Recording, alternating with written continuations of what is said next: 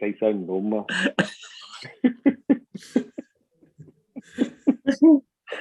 Okay, let's get it started. 3, 2, 1. Welcome to episode 8 of the NBA SA show. Cheers, gentlemen. Cheers. Yes, sir. Timmy, do you want to start off and tell us why episode 8 didn't happen last week? Like any job, right? People do two things, right? They go on leave and they put sick days, right? I did one of them. And I did it unintentionally, and I apologize. Okay. Tick. Now we got that out of the way because, everything was cool until Tim said everything must be formal. So we got to formally address things. Yeah. How are you, Kurt?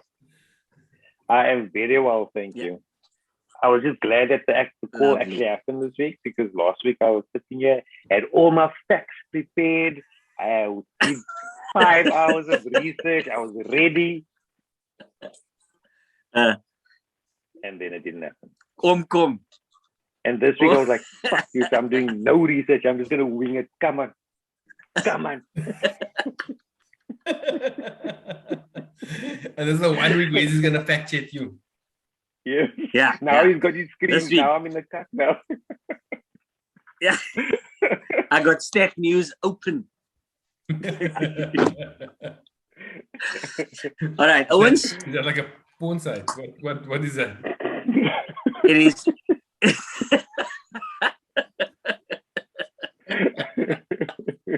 So clearly, Tim doesn't do his statistics research. Clearly.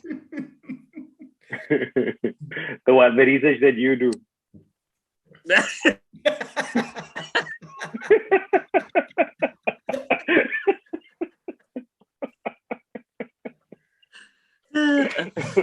Gents, what is happening in the NBA over the last 2 weeks? We've been on a roller coaster, it seems like.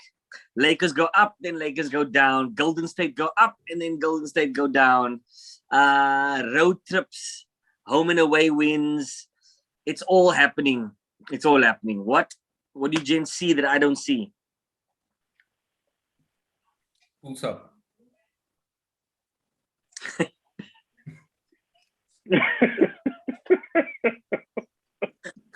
See what happens? You see what happens when we're off too long?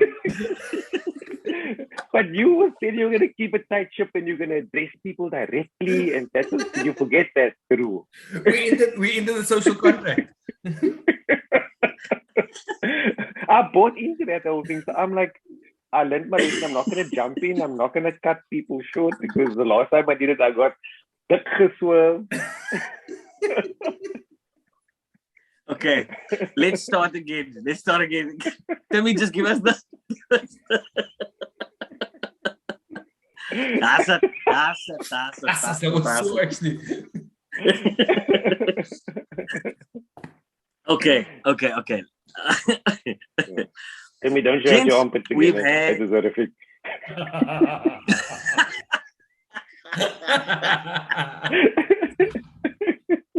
That's it.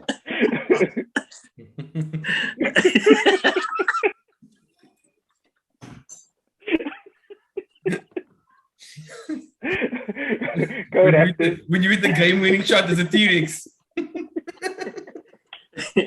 That's Kyle Lowry, 2018.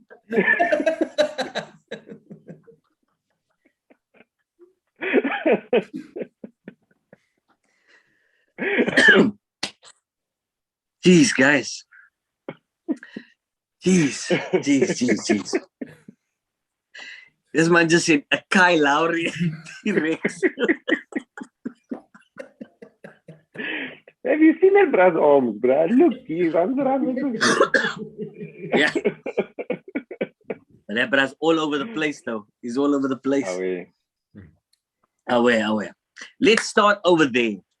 How do we feel about Miami Heat winning basketball games without the major core of their team There, Kirk, you follow a lot of Miami's basketball.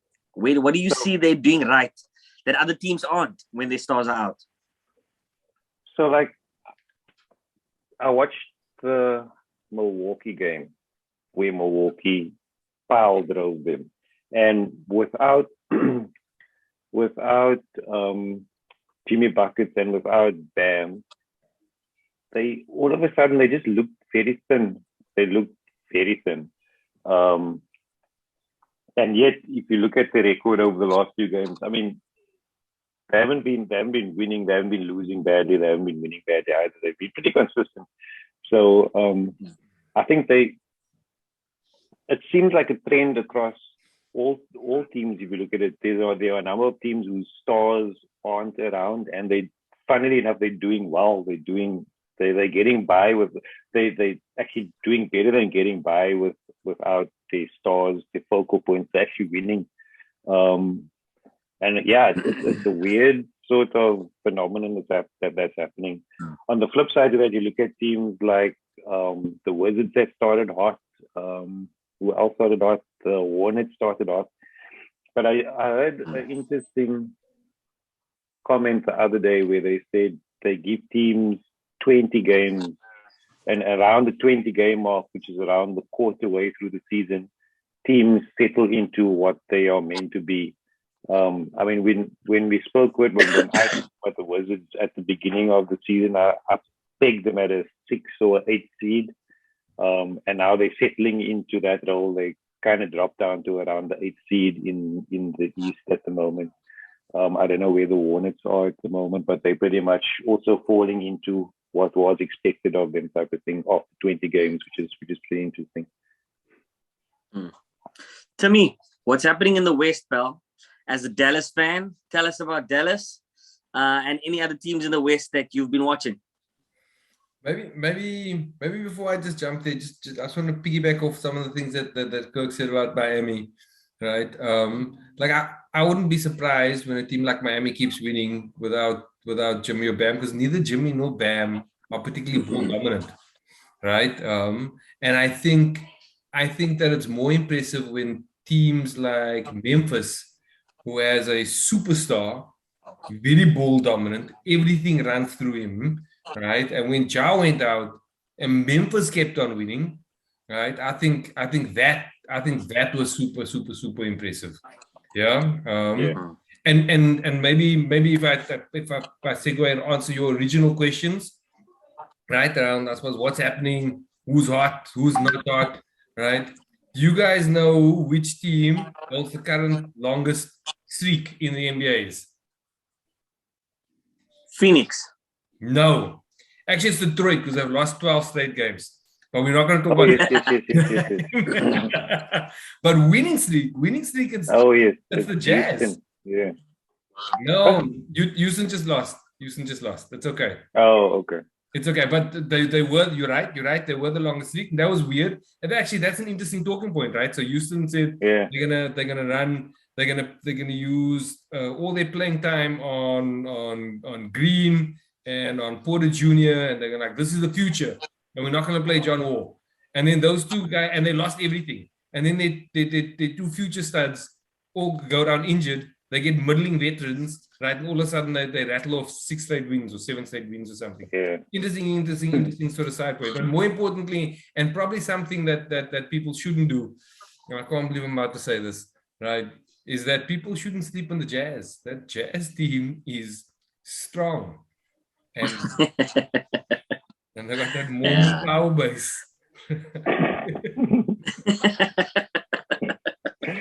I mean, the Jazz have been strong for a few years, but they're just a team that you don't take note of. They're like the Suns. You don't take note of them. But funnily enough, the Suns, you started taking note because they made the finals. But I mean, the Jazz have been a series away from the finals, a series and a half away from the finals, like perennially, and just to sleep on them. So is that not just to add to what you just? Okay, yeah, you go. Now, I was going to say, to add to what you said now, isn't it because of their reputation that we don't really look at them? So we know that they're good. We know that they do well every single year. We know that they go to the first round, possibly second round of the playoffs. But every single year, same thing happens. They can never follow through. And that's why even in the regular season, we're like, yeah, okay. Okay, we know what you can do. Is that reputation? You sound like LeBron. Yes. You're speaking all-star teammates.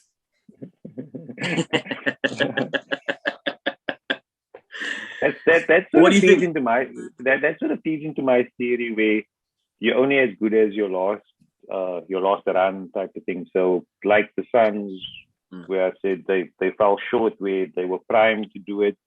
It was the perfect story for CP3 to win his title. Then he stumbled at the hurdle, and you're like, okay, you know what? They're going to be great through the season. Let's see if they can get past that hurdle. And you're waiting for them to stumble until they don't stumble, type of thing. And I suppose you do the same with the Jazz, because they don't grab you as a championship winning team, because they're from Utah, and they just, I mean, even LeBron dragged them when he said nobody picks Utah when you play 2K. But funny thing about the Jazz, if you look at the league standings, so there's two horse race at the moment, which is Phoenix and Golden State. Then the Jazz are 2.5 games behind them, sort of in that in-between gap, like that Chelsea space. And then below them, there's like 3.5 games behind and down. It's very tight. It's like 3 games difference between number 4 and almost like number 12 type of thing. It's so tight. And funny enough, that wad of teams are predominantly in the East, and the Western teams are lagging far behind. If you look at East and West, East is tight from top to bottom, whereas the West has those 2 teams, then the third team of the Jazz, then a big gap of tight teams fighting for 4 down and 4 and down. So it's a weird sort of spread across the 2 divisions. Yeah. Can I just make one more point? Everything that we said about the Jazz, everything, right? And everything about their record, right? So picking up a couple of good picks, which were actually value, and you got lower down when suddenly came of age, right? Then the coaching came into play. Then all of a sudden they were the best defensive team. Then they got the best record, and they still failed, right? Then they came back the season afterwards, and they knew what they needed to fix, and so maybe they didn't have the best record, but they were still really good, right? Doesn't that sound very similar to a team called the Bucks? And then they got it all. Yes, 100%. Everything was exactly the same. Everything we said now. Yeah. And so, like, I mean, even if we wanted the Bucks to win, I don't know if anybody believed, and that's probably the same situation around Utah and Donovan Mitchell. But like, it would be one of those things where if they did win, like, nobody would be surprised. Yeah. Like they're like one or two breaks away from a title. Yeah. And I'm sure if you dig deep enough, they were probably 1 or 2 plays away from the next round, and then changes everything. And that's where sport, ask Hamilton. I was going to say all you need is a dirty ref. Ask Dirk, friend. Ask Dirk. Yeah. I'm trying to think of the most undeserved win you can last remember outside of basketball or inside of basketball. So I'm thinking now just on the Formula One, it almost felt like he deserved it, but on the day maybe didn't deserve it because Hamilton should have won. If you bring it back to basketball, anything come to mind? Yeah, a win. But I got a counter to that. So people were saying like, clearly, I don't know a lot about Formula One, and it shows the impact of what happened this year that got me interested. Like over the last 3 or 4 games, 4 races, it really it captured everybody's attention, and it was like it was front and center. But people are saying his Verstappen is the better driver, blah, blah, blah, blah, blah. He deserves it. But they ended up, it came down to one race. So clearly they were both good drivers because they had the same amount of points. So you can't say one driver is better if they've got the same amount of points. That doesn't make sense to me. And Lewis has got like, he's one title away from being the dog. And they're saying it was very interesting, the narratives that were coming and people's opinions from the outside listening in. It was like very interesting. Yeah. Tell me your thoughts on Formula One. On Formula One. Listen, on that moment. To be honest, if Ferrari isn't going to win, I really don't give a shit. Right? When I was watching the race, right, I naturally always gravitated to whoever the underdog was. So when they lined up, right, I was like, let's go Hamilton. And then Hamilton got in front, and I was like, no, that's not right. Let's go Max. I flip-flopped throughout the entire race, moment to moment. With 10 laps to go, I turned to Tanya and I said, listen, look, he's going to do it again. He's going to do it again. And in the future, Max will win. Right? Bah! Latifi took a bribe. He went out. Right? They wingle-wangle. Mercedes potentially screwed up by not bringing Hamilton in. And then they played that clip where Hamilton said, why didn't you guys bring me in? Right? I'm a sitting duck. And in fairness, I thought that they've all taken good interview classes, because 2 years ago, right, they would have been telling everybody's pee. I can't believe they brought me in. I can't believe this. Max would have come out and gone, I win. Yeah, I did like that, because throughout, I mean, there was a lot of animosity between the two, and there was a lot of shit going down. And when it was all done, Verstappen was very gracious in victory. He was like, we'll do it all over again next year. It was like, is what it is. And Hamilton went over to him and said, congratulations, Kwai. And it was like, that was really Kwai. I mean, it spoke a lot about the rivalry. Yeah. Besides the rivalry, my favorite moment was it was in two parts. One, right, when Max acknowledged his teammate Checo, right, Sergio Perez, for holding Hamilton up. Yes. Right. Yeah. Like, and that was in the race. He was like, he's a legend, right? And then immediately afterwards, right, because Checo also, in order for him to catch Hamilton, he had to retire. Right, so they retired him. Okay. They said, "Box, so go and put." And then as he sat there, they were like, "No, pal, you're not driving anymore. We need you to get out the way, right? So Max can be closer, right?" And then in the interview, right, immediately he was like, "Yo, Sergio was great," and that in the context of the fact that Max hasn't had another partner, right, for more than like a year, right? Because nobody keeps up with him, the pressure, and then if you don't perform, Red Bull cuts you, right? And for him to be showing respect to Sergio Perez, for Sergio Perez to hold his own, like, it all looks healthy. And I think Correct. Closing thoughts. So on that same energy, right? Everybody's talking about the moment. So the moment the rule was changed and the moment Verstappen came past. Let's reflect it back to basketball. When was the last time a shot went in where you felt, that team now didn't deserve to lose that game? What game comes to mind? I'll go. No. I'll go first. I'll go first. Oh, sorry. Okay, I really believe the one shot that broke my heart, and I didn't support either of these teams, was Kawhi Leonard's shot against the 76ers. I watched that game. I really wanted the 76ers to win. And I felt for them. That was heartbreaking. Heartbreaking. Tell me, which one stands out for you? Oh, so when you originally asked the question, I thought you were going to talk about when the league took away a game and made sure that another team won. Right? I'm still hurting from when Miami when Miami came back from when they came back from 2-0 down, right? And Dwayne Wade and Shaq won 4 games against my precious Mavs, right? By shooting 1,000 free throws in skillet.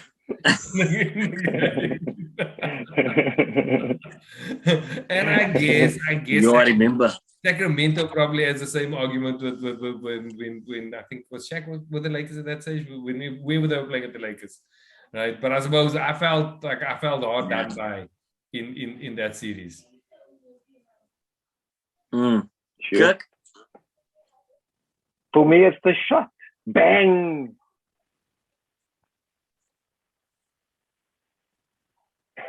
Oh, you wanted San Antonio to win that game. Go fact check. Go fact check.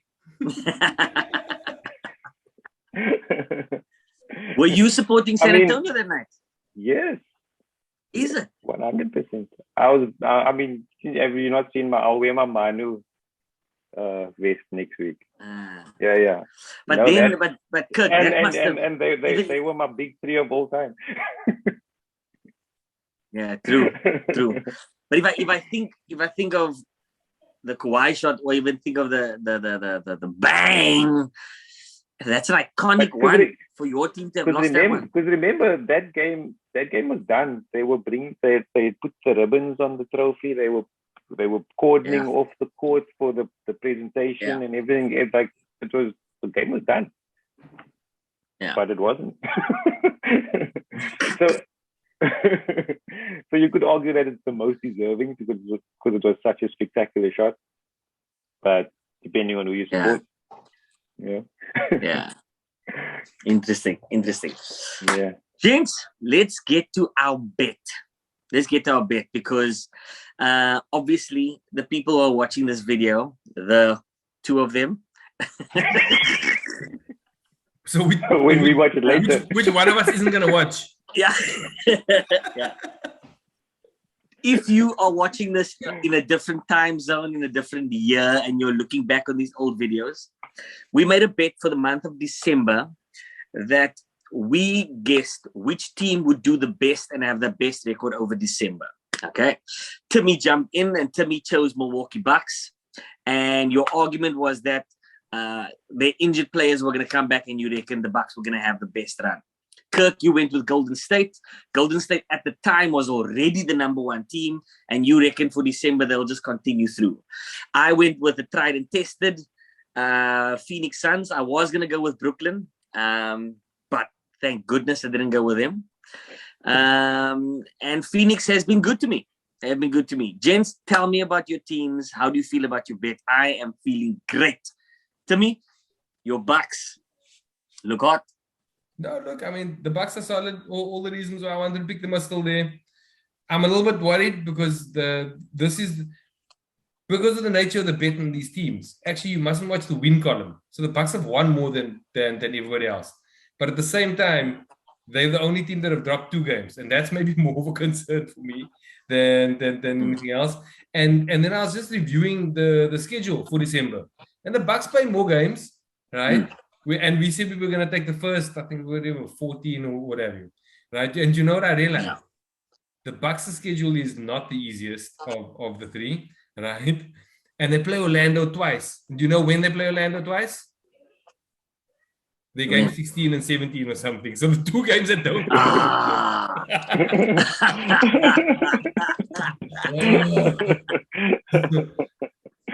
Rookie error on my part. Rookie error. So look, I'm still feeling good. Yeah. I'm still feeling good. I think there are lots of banana peels in all the schedules. Easy ones to slip up on. Giannis looks like he's angry with everything. Middleton's playing super well, right? Middleton is playing. I'm enthusiastic. I'm still optimistic. Yeah. Kirk, Golden State. So your team is not the only team with 2 losses to me. Golden State picked up their second loss against Philly here. And that's right. This fucking record is making cut. Can Steph just break the fucking record and move on, please? Because this thing is consuming everybody at the moment. Well, not everybody, but It's just even when the game starts. such a distraction. Even when the game starts. Yeah. They don't even intro the game. They just intro the record that happens to be the game. Yeah. And just by the way, it's such a bizarre record because he's gonna destroy it, right? Like he's going to shoot another 1,000 threes afterwards, right? And so it's a bit random. It's not like I'm retiring in 3 games time and I need to hit it before then. Yeah. Random. Yeah. So I called it after the Philly game. I was like, watch Steph pull a DNP in Indy and break the record in New York. And then when I checked on my fantasy team, Kerr was actually toying with the idea of giving him a break for rotation purposes in that Indy game. I was like, yeah, you sneaky fuckers. But I think it's too far. So he will play in Indy, but he's going to play limited minutes. He'll make like 4 threes and they'll put him and they'll save it for a doable amount. Maybe they'll make him like get 2 threes or 3 threes in the New York game to set it in the Garden. But he's not. I'll be very surprised if he sets it in Indiana. But the sooner they set it, the fucking better, because the game after that, he's going to come out and he's going to bomb the cuck out of everybody. Yeah. And they're going to get back to their winning ways, because it just seems like it's just such a distraction. I just can't wait for it to be over. But they play 2 back-to-backs this week. That's crazy. They're on a tough road trip at the moment. Who do they? And so they've got Indy, and then the next night they've got New York, and then later in the week they got Boston, and then the next night they got Toronto. So you're saying the Toronto game is a banana peel back-to-back. 2 sticky back-to-backs there. And is it Toronto in Canada? Yes, it's all on the road. Yeah, that's tough, right? Because we don't think of it like that's an international trip, right? Which means it takes longer. You got to go through customs, right? That's not a pleasant experience. And then it's your 4th game in 5 days. On top of it, game five of a 5-game road trip. Yeah, that's a banana peel. I can't wait.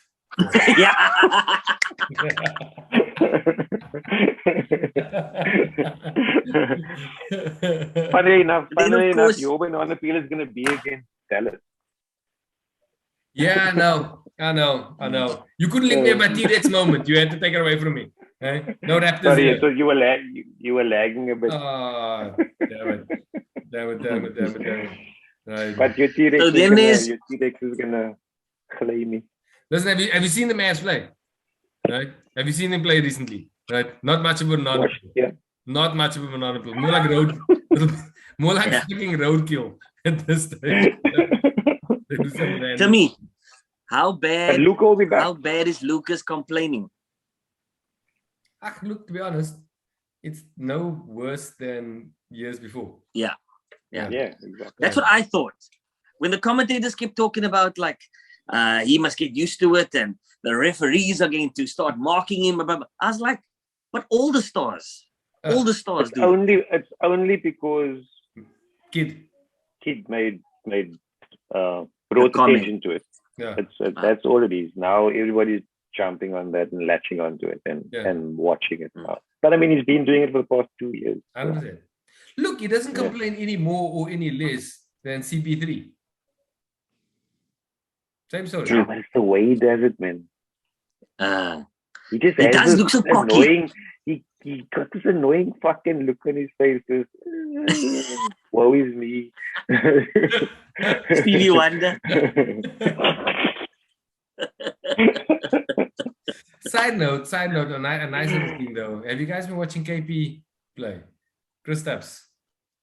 Actually, he can ball, and he's coming into some decent shape, and he's moving on D, and he's hitting big shots, and it looks good.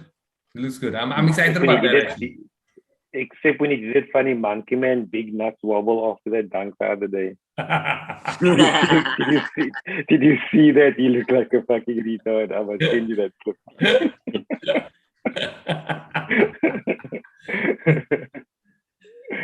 Gents, to wrap up the bet, My son. Wait, we didn't talk about yours. Yeah. We didn't talk about yours. Yeah. My sons have because we don't care. The winning team has the Clippers, the Trailblazers, the Wizards, Hornets, Lakers as their next 5 games. That's banana peels all over the place, pal. Aware. Could you do us a favor, please? Could you put the beers in the fridge along? I'll be telling Kirk that.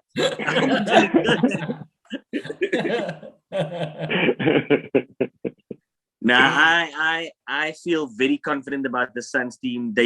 They just look like a team that's on revenge, and taking everybody with him. They look why the coach keeps talking about poise. I love that he always brings in poise. They look why. And Timmy brought it up with CP3. He brings a calmness to everybody. He just brings a calmness. They go, other team goes on a run, and it always looks like he just, what will be so frustrating if I played against CP3 is he moves so slow, but makes everything look so fast. I hope I'm making sense. He moves so slow on a high pick and roll that he's going to pass. And then he does a step back, slow motion floater that comes out that he just seems to not ever miss. How good is he as a point guard? That mid-range service. Since you pointed him out as a closer, there's been a lot of talk about closers this year. All of a sudden, I'm just hearing every fucking person talk about closing. It's because they follow the show. One of those yeah. And I've actually been taking note of CP3 in the last 3 minutes of the games, and yes, he's like you say, he's in control. Nothing frazzles him. He's poised. He knows what to do. But again, it's great in the regular season. It's fun to watch in the regular season. Yeah. You'll see when it's different ball game. Different ball game. Yeah, if he can do that in that game 7 when he needs to. Yeah. All right, fellas, moving on to our last point of the show is both of you gentlemen have been coaches for many, many years, right? And it's very common these days that ex-players become coaches. Even if you look at the assistant coaches on the benches of NBA teams, it's a whole lot of ex-NBA players. Is there one specific very well-known star player turned coach that you can say, you know what, I love the way he coaches? Which ex-player turned coach stands out the most to you as the one we go, yeah, I think he's my number one ex-player turned coach. Timmy, ball's in your court. Full stop. I think I might get the answer wrong. You might disqualify me, right? Because there's no wrong answer. I'm not sure. So I'm not sure what level star is, right? But I suppose my favorite, the guy who I would love for him to coach Dallas, for example, right, is not Jason Kidd. He's not my favorite player. He was a Dallas player. Yeah, yes, but he's not my. And he was a star in fairness to him. He was a star, right? And he won a title, right? Yeah. So he ticks all of those boxes, right? And to be honest, I had an interview, an interesting interview. It's completely side note, right? Of how much. So here's the thing. Apparently, KP and Luka really fucking hated each other, right? We had this conversation before, and apparently the only thing that they agreed on, the only thing in this world, is that they both also equally hated Rick Carlisle. Wow. Yeah. Wow. And Jason Kidd has been attributed with quite a lot of getting that sort of team camaraderie sort of stuff working in that space. Yeah. So all of those platitudes aside, still not my favorite coach. I think Steve Kerr is. And I don't know if he counts as a star, right? But I think he handles his play as well. I think he would. He does a lot of culture. He plays a beautiful philosophy of basketball, or he coaches one. Like he's my guy. KD. Yeah, I mean, he's got 5 rings, doesn't he? Yeah. I think he's got 5. He won 2 with the Spurs and 3 with the Bulls. But yeah, so it's a difficult question because there are so many players turned coaches. I mean, Doc Rivers, Phil Jackson, Pat Riley, Jerry Sloan. There's tons of them. But they played before my time, so I didn't see them play, so I don't know how good of a player they were. But I agree with Timmy. Probably the highest profile player that we have a recollection of is Steve Kerr. But another player turned coach that I give props to is actually Ty Lue. Ty Lue is equally, or not equally as successful, but he's done a great job. I mean, he's been given a raw deal lots of times and second guessed in his ability as a coach. I mean, he won a chip with LeBron, won him a chip. Then he's taken over a rocky ship at the Clips, and he seems to be doing a good job there. He seems to be getting results out of players and again getting buy-in from players. He seems like a coach that players enjoy playing for. So yeah, I think Ty Lue is one of the guys that I remember playing, turning coach that's pretty good. But definitely I agree with them. From our generation, it's Steve Kerr head and shoulders above everybody else. I think Ty Lue's players like playing for him because they all just step over him. So he's a walkover. Yeah. We're talking about practice. That's when they do it.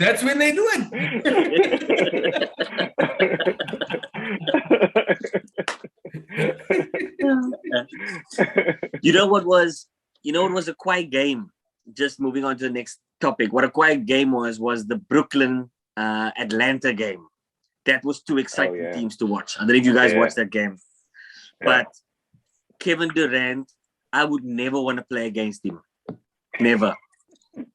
When he does that drive to the hole and he stops for mid-range jumper by the free throw line, I swear that's a layup. Nobody can stop it. It's impossible. He drives to the left, stops on the dime. He's always half an arm higher. There isn't a defender in the league that can recover from that drive and contest that shot. Nah, I can't.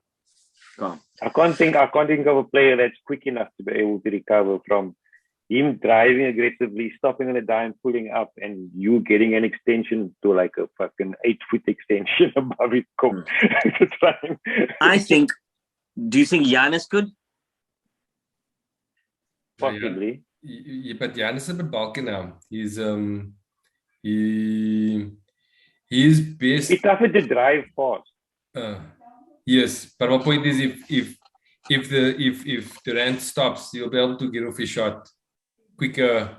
Yeah, it'll still be contested, but it'll be quicker. The only way it won't happen is if Durant sort of stops, and as he's stopping, Giannis punches him in the head. Yeah, that was just my exciting game of the week. Now, last part of the show, gentlemen. This was an idea that Timmy came up with a couple of weeks ago. It's our very own NBA first team.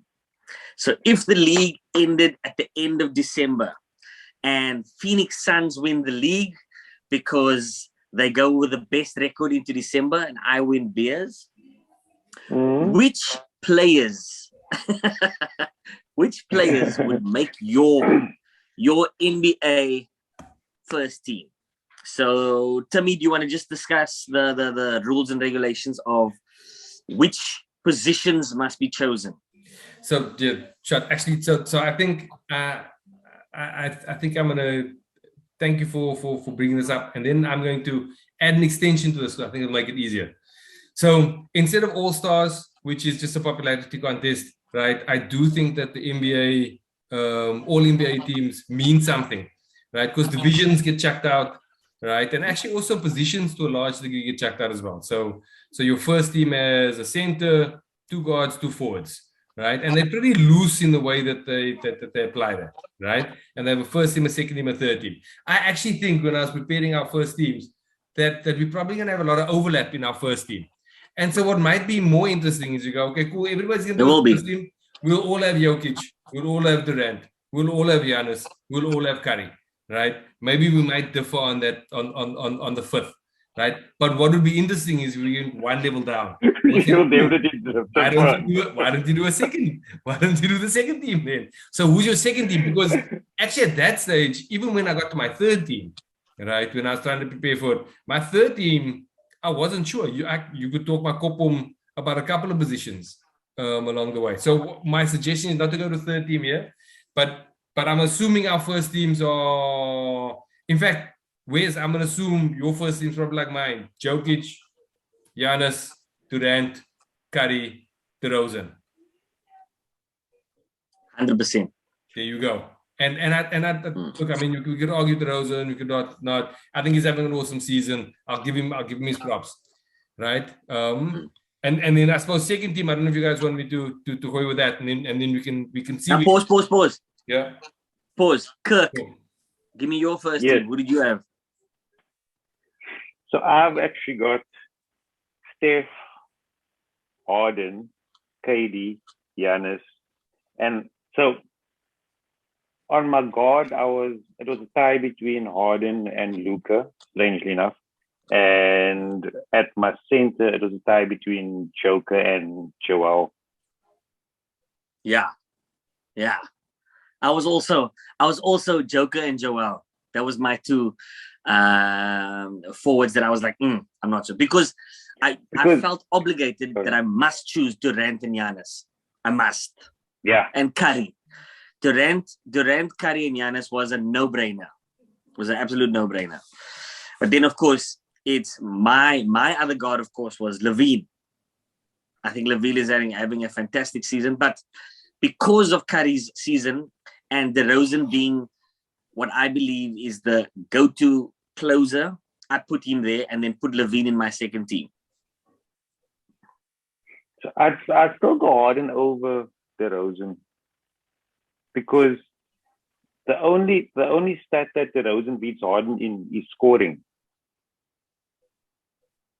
Harden beats DeRozan in every other column. Different positions, though. Different ask. Well, but you're putting them in the guard slot, aren't you? Okay, fair. If you've got KD and Giannis, you're putting him in the guard slot. Fair. And if you're going guard, James Harden is by far better than DeRozan. Yeah. To me. So I think winning does mean something in you, right? And you're going to go, well, okay, cool. Well, the Nets are winning a little bit more, right? And therefore, maybe the edge should go to Harden. But actually, and I'm not even talking about games. I'm talking about stats, individual stats. But you can have a couple of guys putting up monster stats. Like if we only went on stats, then Russell Westbrook maybe should be in this conversation. And none of us are going to do that, right? Right. And the reality is that I think that playing alongside Durant makes things even easier for you. Right. I just think it does. I think that the degree of difficulty with which DeRozan, who is the best player, as good as LaVine is, right? DeRozan is the focal point of everything. I just think that the degree of difficulty there is harder. And that's why I edged it. I did think of Harden, and then I went the other way from it. I just think that DeRozan is having a bigger impact on his team. And playing great basketball, and I'll give that props. You could argue Harden. I probably wouldn't even throw any stones about that, right? So this is me being a hater. And I'll own that shit. So tell me, what was your suggestion then? Now we're to DeRozan.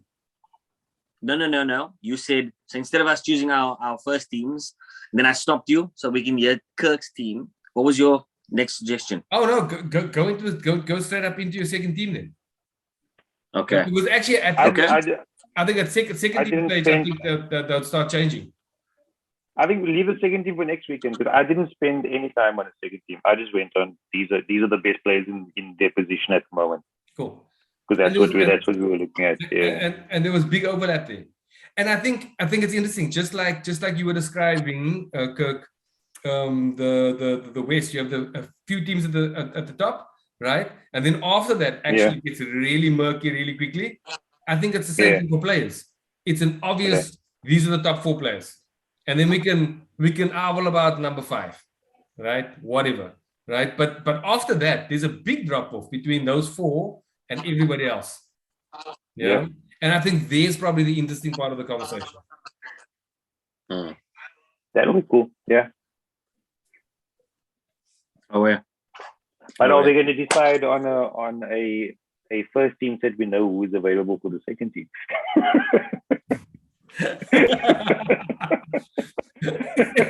Good point. So we're coming up with our own one. Okay, in that case, Wes and I completely agreed, right? And so Harden is available for your second team. He's out.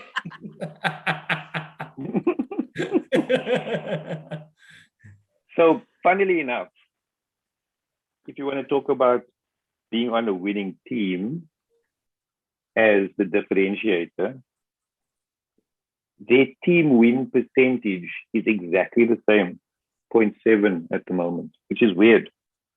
Huh. So if you look at their fantasy stats, they both have a 0.7 in the team win score. The team win average is exactly the same. Sure. I wonder why that is. I didn't realize that. It's probably because they played different amounts of games, and the team win percentage has often got more to do with I think it's got more to do with the amount of games you've lost rather than the amount of games you've won. It's a weird. Okay. Yeah. Listen, I wasn't necessarily making an argument that team wins is the be all and end all. It just is one of the things which I think could influence. But you were saying that it influences the production of the player. Yeah, so if your team is winning a lot and your player is the focal point of it, it does talk to the degree of difficulty and the impact that it's making. You're not just chucking up like Levine when he was that the Magic previously? Minnesota. Yeah. Right? Levine at Minnesota, I mean, that dude was picking up big numbers. But for what? And nobody cared. And I don't think he cared. Right? It didn't make an impact. And so, and so I think it's not the be all and end all, but it's a point to note when considering these roles. Interestingly, I would make an argument that Harden, I wouldn't even put Harden in the second team. Sure. Yeah. Why not? So because I preferred, and again, it's probably focal point and degree of difficulty, right? So I mean, I'll give you those two, right? I went with Luka and Mitchell. Okay. So interesting thing about Luka has made the first team for the last 2 years purely because Steph was injured and Harden was injured. I think that's fair. Yeah. Look, I mean, as big a Mavs fan and Luka fan as I am, right? I couldn't with a good conscience put him in. Argue that. That's weird.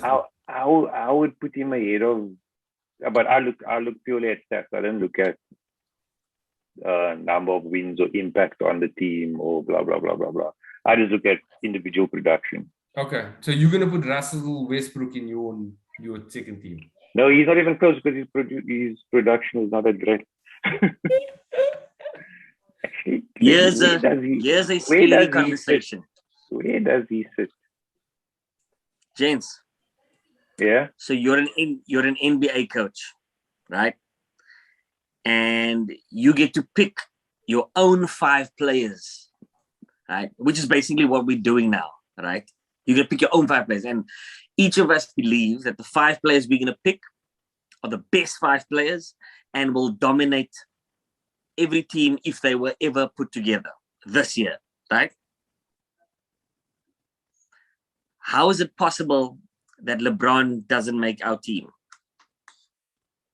And would you, if you had to pick your team now, so now you have to pick your team, will you really not pick him? We're talking about this LeBron, not LeBron 5 years ago. Yeah. That's LeBron. Wouldn't pick him. You won't. No. Kirk? I wouldn't. So if you look at the power rankings of players in the NBA, LeBron is not even in the top 10 of the best players in the NBA at the moment in terms of production. Plus, bruh, That's crazy. Davis just lifts up one side of his eyebrow and LeBron gets injured. And he injures himself in the process. Yeah. Hurts his back by lifting up his eyebrow. Ah. So the top 5 players, regardless of position, in the NBA, in terms of production at the moment, is Giannis, Steph, Jokic, Tatum, Luka, Durant. That's 6. And then Harden is 7. Yeah. It's just, but listen, like I've had real issues watching him play. He's settled, LeBron. He's settling for many jump shots. He doesn't seem to be able to beat this guy off the dribble. There's no fluidity in his movement. If bully ball doesn't work, he's got nowhere to go. I watched that Lakers team try to close out. Who did they try to close out? I think it was Memphis. Like a team that they really should have beaten quite easily. And it was almost like they were trying to keep everybody happy because they'd come down, they'd give 2 possessions to Russell Westbrook. He'd get the ball, he'd moor it to the rim, he'd score an easy layup. He'd come down again, he'd pull up for a 3, then they'll run a pick and roll with AD and LeBron. And that pick and roll with AD and LeBron, nobody could stop. But then they'd stop it. They'd run it 2 or 3 times and they'd move away from it. They'll try something else. I was like, what are they trying to do? Are they still trying to figure out who can play? Or surely by now they should have an idea of what they want to do and start working towards that. Or maybe they just think, okay, they're just going to run this in the playoffs and win. I can't figure out what the game is at the moment. It's weird. So I don't know how much Lakers games you watch, but I try to watch most of them, right? And there's a sincere feeling I get that LeBron is in the longevity game now, right? Which is why, so I'm glad, I think Timmy, you said he settles for a lot of jump shots. I honestly, when I watch him play, I see a bra who's trying to go, nah, I'm going to choose when I go for the heavy contact. And he already makes a lot of contact. But it's like small decisions like that. Or he almost always seems like he plays the hero role, you know? They'll give him some time and they'll hang him on the bench for as long as they can until they need him to stick it like Superman or whatever. But I get a real feeling that LeBron is transitioning. Which is weird to the because he's not that clutch though, which is weird why they would save him for the clutch. But he's LeBron. Who are you gonna give it to? Carmelo? You can't. You have to give it to LeBron. You have to. You have to. Yeah, you have to. I just get a feeling. That LeBron, I think he knows, even if he ends 8th in the West, he still has a chance. Right? Because no. Realistically, right? We all know. We know it will be hard. It doesn't matter where you we know it will be It hard. doesn't matter where you see it. Yeah. Yeah, but like we all agree, you can't count him out. So you can give him 8th, and Golden State can end up 1st. But there's this little devil that goes, Yara, he can do it. Nah? If there's one brother that can do it, LeBron can do it. Okay, can I flip your question the other way around? If your team was about to play another team, right now, would you really be more bang of LeBron than Joker, Giannis, Yes. Durant, Yes. Steph. You mad? Like those guys. Only Durant. Only Durant and Steph would scare me more. The rest not. Giannis just literally took his whole team, put it on his back, scored 50 points in the finals, in the final game. His whole team. He literally he's just only put done it through. But he's only done it once. He must still prove that he can do it again. That's a different conversation. Doing it the second time, ask Liverpool. But wait, Doing it the second time is hard, bruh. look, So- I get So that. just to put something in context, I'll say it again. LeBron has won one title in the last 4 years, and it was in the bubble in a shortened season with no traveling. Every other year in the last 4 years, he's been injured. Yeah. Aside from that, Do you want to play those stats? Do you want to play those averages? you can scheme for what LeBron currently does now. There's help defenses you can chuck at it. You can overplay. You can go, well, actually, I want to force you to drive every now and then because you don't have the lift anymore. There are a variety of things there's no scheme for Giannis. It's okay. Everybody stand in the paint and let's hope they miss a couple of jump shots. That's it. That's not scheming. That's hoping. You can't, not this version of LeBron. Now, if you said LeBron 5 years ago, I agree. No doubt. And then you'd be in that team. Right. But those four guys we mentioned now they bend defenses and sometimes offenses. So in the last, I've done a NBA playoffs bracket for the last 5 or 7 years. And it's hard to bet against LeBron. When you're looking at that bracket and you're going, LeBron against, I'll pick LeBron over that. LeBron against, I'll pick LeBron over that. But it does feel like it's getting to a point of hope now rather than certainty type of thing. It does feel like his powers are slipping away, and I'd be skeptical, but it would be easier for me to bet against LeBron this time around than it was in previous years. But that being said, if they can keep him healthy and wrapped in cotton wool going into the playoffs, he could do it, but he's one drive away from being out for the rest of the season. I mean, he picks up a knock, he gets a tweak in his back. That's him done. He's not going to come back. He's not going to recover in 2 games. That's 2 series he's out if he picks up an injury now. Heavy. So you reckon we transitioning then? The NBA is transitioning. Maybe It's time for. So, sorry, one last point. And another way to look at it, right? If LeBron loses AD, right? So if the number 2 player goes down in the Lakers, you know that shit's done, right? In fact, LeBron packed it in a couple of seasons ago. He's injured, we're done, whatever. Not even LeBron believed, right? If any one of those other teams lost players, lost their second best player, lost their Robin, right? They would still go and boom.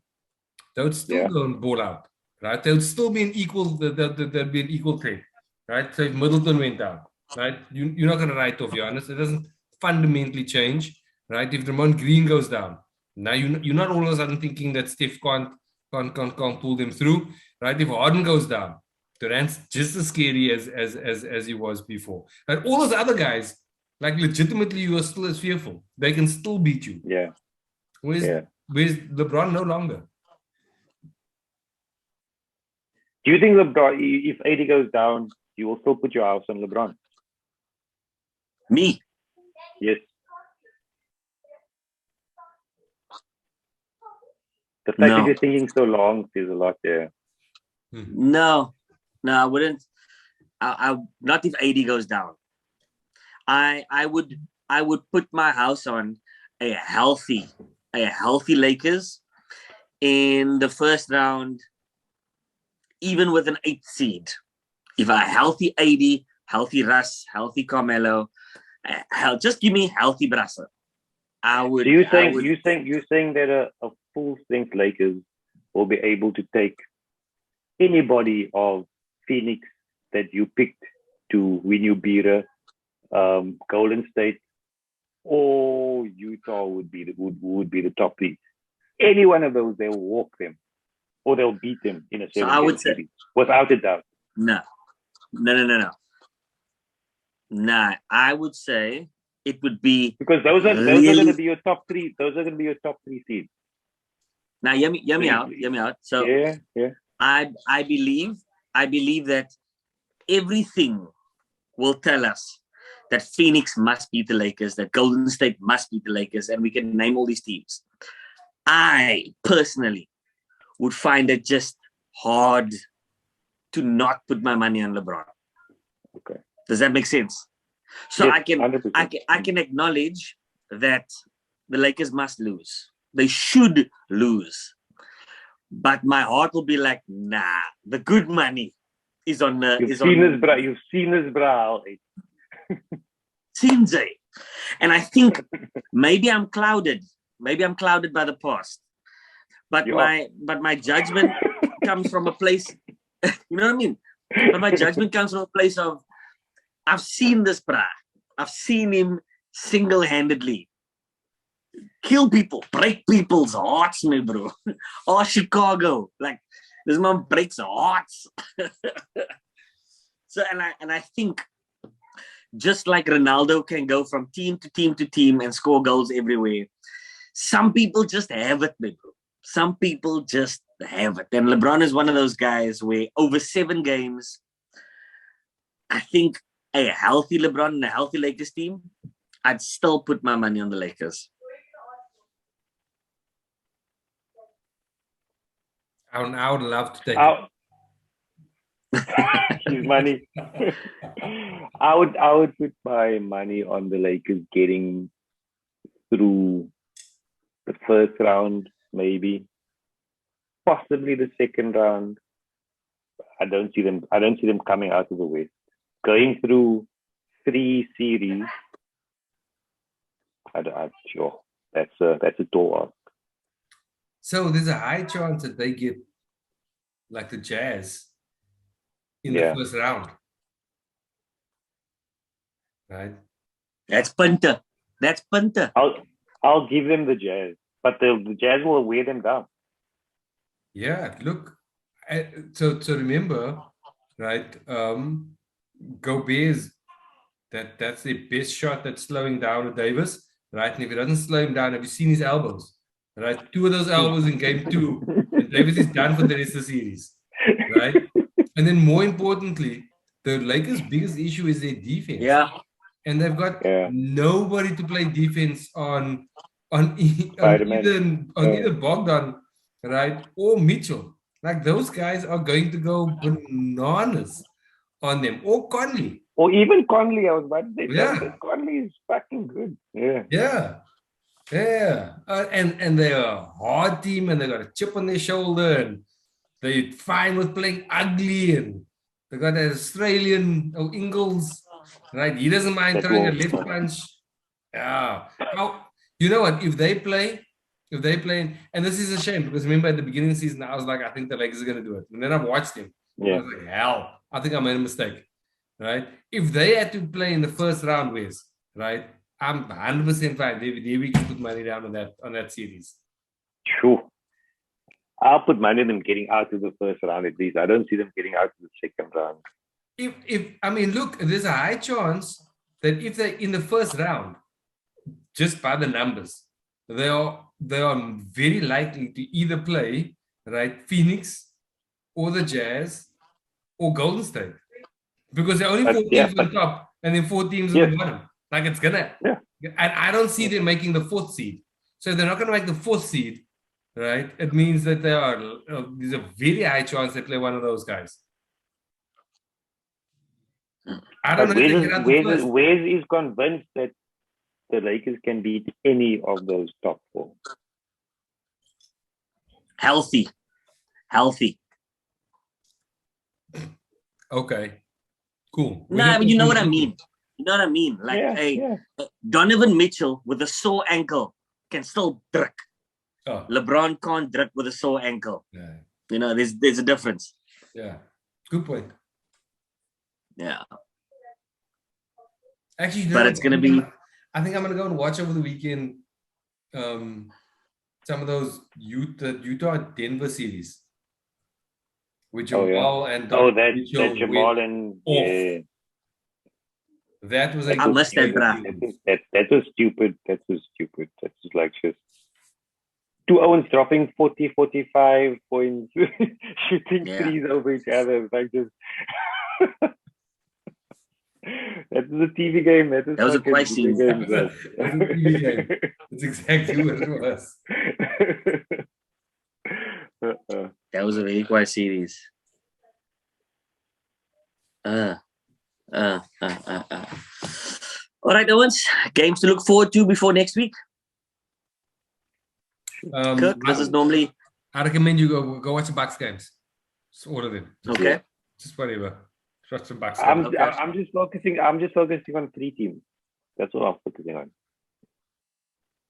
The Sun, Golden the State. Bucks, and the Golden and Concert. It's all about the Pira, man. It's all about the Pira.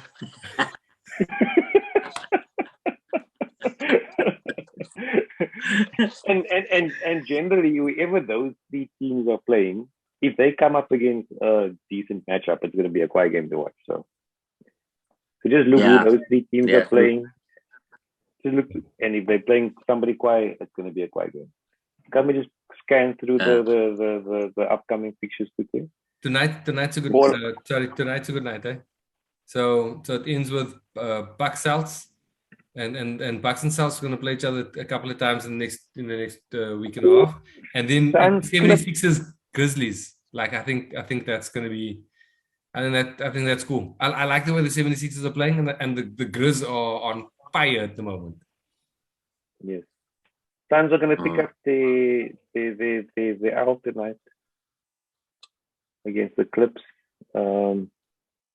Wizards have dropped off. They've got Kuz is in half protocols. Warriors Mavs could be an interesting game. Oh, but Mavs without Luka again tonight, no? Yeah, Luka's not playing tonight.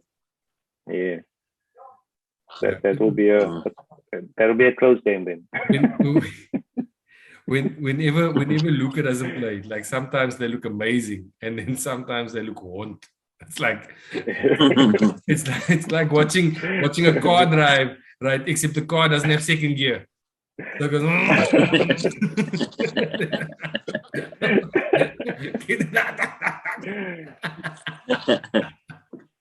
Tomorrow is trash. The only interesting thing tomorrow will be if Steph doesn't get the record tonight, then that will be the only newsworthy thing tomorrow.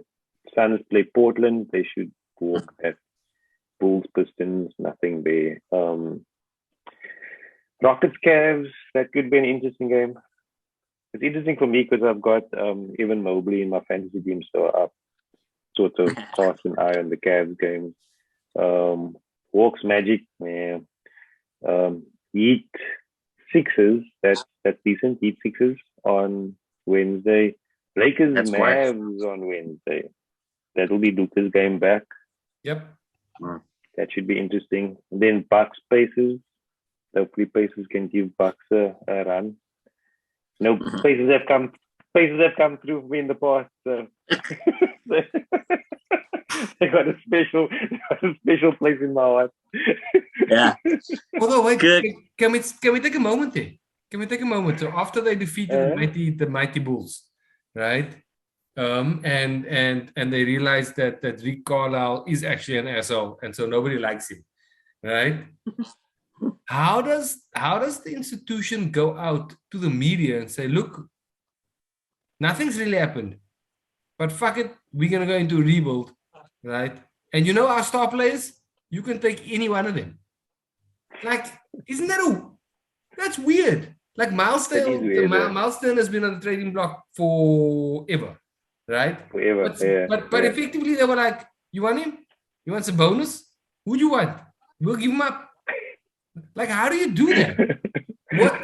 That reminds me of Charlie of the All-Star game in our fantasy league.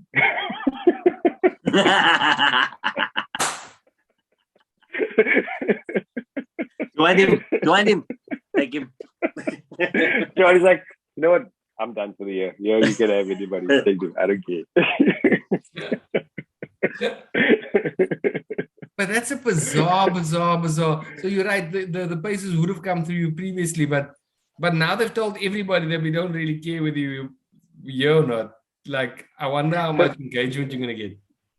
So that's actually an interesting talking point, because so there was talk about the bonus and where he might go, and there was just some hypotheticals, and 5 of the teams were Golden State, Mavericks, Boston, and actually it was 4. Was the 4th team? But of course it wasn't important because it would have been a cut fit anyway. But I mean, Mavs and Golden State are actually quite interesting landing places for Sabonis. I mean, he'll be a nice fit in both of those teams. Yeah, I agree. Yeah, that's pretty interesting. Yeah. But he'll fit in anywhere, man. Yeah, he can shoot, he can pass, he can bully people, he can post up, he rebounds. But he wouldn't add value to it like a team like Boston I don't know you will fit in at Boston, because that young Bucks would do your free. Yeah. Nobody can fit into Boston because nobody passes the ball. Then Thursday, Suns, Wizards, Nets 76ers, that's decent. But you were right, Tim. You called Golden State against Bigs, but I mean, Embiid is a special case. But just watching that Golden State team against Philly, yes, it's Philly manhandled them. They just didn't have an answer. And I mean, Embiid played out of his skin that night as well. But when he starts to play, that Sixers team is. But the Sixers, they just don't do it consistently. Yeah, exactly. Like they'll go into the state, and they only do it at home, or they mostly do it at home. So some team will come in there, the crowd will be upset. They'll give the other team a complete push club, right? And then they'll play fucking Detroit the next day and lose. Yeah. They'll play the Pacers.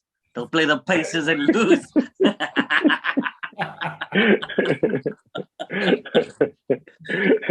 Tell us how you really feel, Wes. Tell us how you really feel.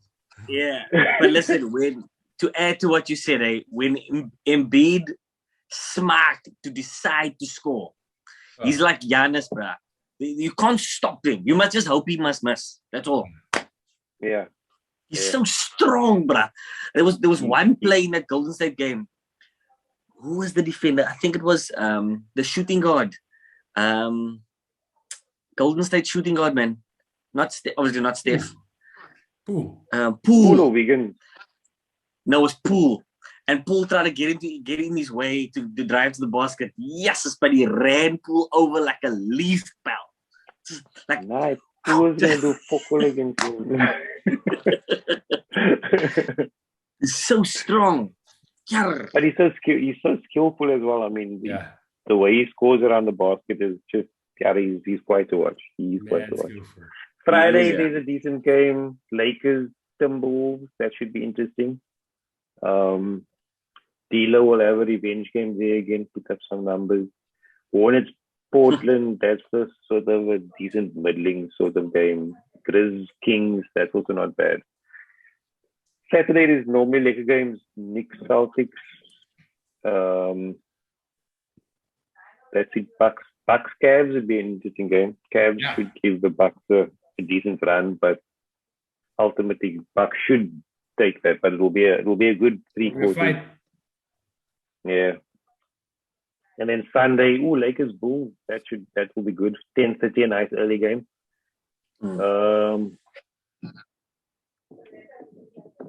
Nuggets, your Nuggets are cack. Like, I want to enjoy the Nuggets, but they cack. No, so here's the thing. When Jokic is playing, they are exciting. The second he steps off the court, They may as well come and play in the Super League. Oh. Road to BAL.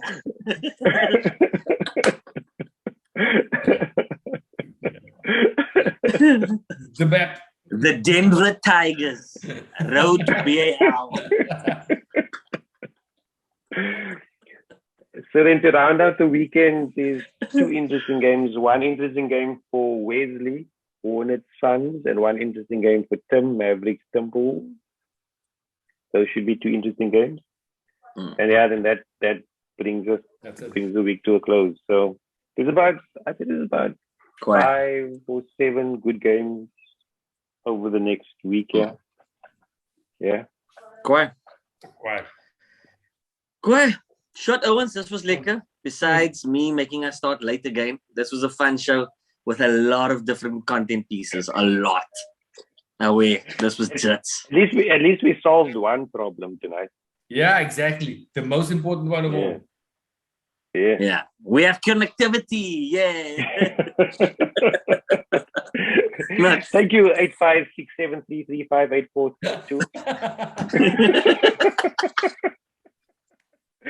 Appreciate your comments there, 8576355586.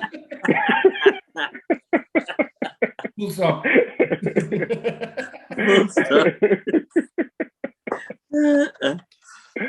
All right, fellas. Have a lekker evening. We'll chat. Can we do next week Monday again? Tell me.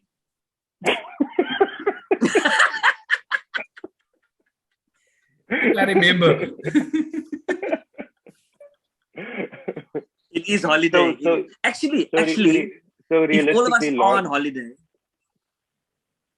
are on holiday, it can actually be any time of the day then. Like next week, Monday is almost going to be like the 20th or whatever. You know what I mean? So realistically, next week will be our last show of the year. Most likely. Yeah. Because then it's Christmas and New Year's and blah, blah, blah. And then we pretty much won't. I doubt that I'll be available. I might be available, but. Have you, should we ever try and record something while watching a game?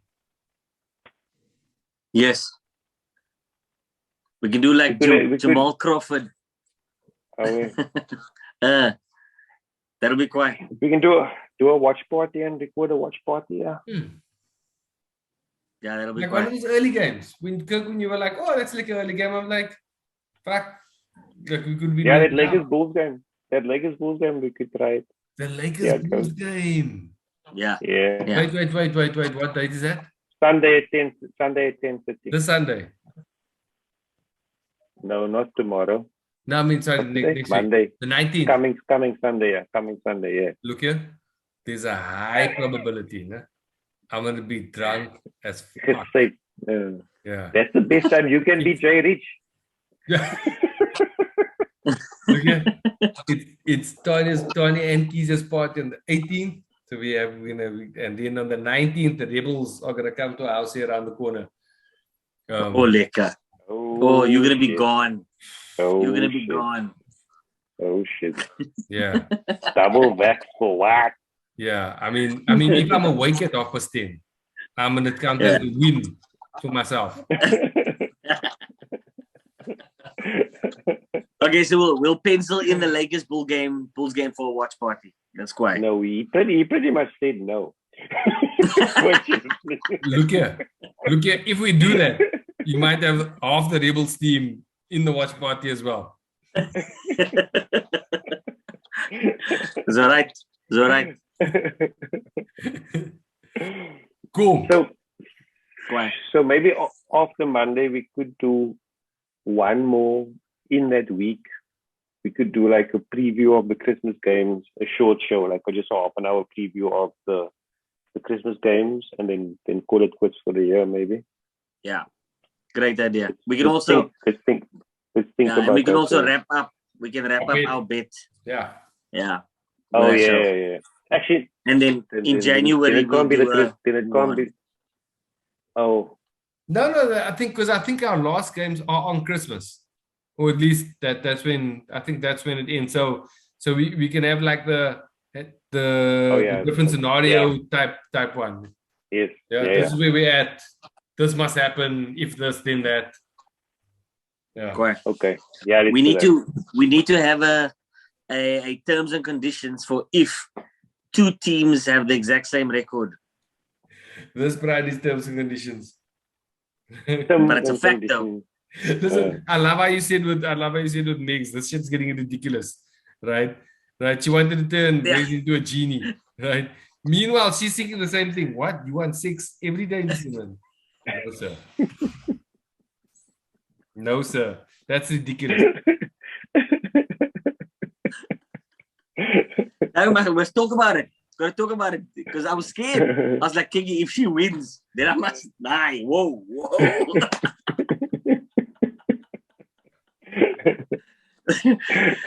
Away. All right, so see if we can pencil in the 24th of December, early morning, to do a competition wrap up or a competition penultimate thoughts type of thing. Just a 15-20 minute penultimate thoughts on the competition thingy. Yeah, that'll be quiet. Cool. That'll be very quiet. Away. 24th. Cool. Done. Yeah. Away. Don't 856 Away. 8411. I was like, you say away and just leave.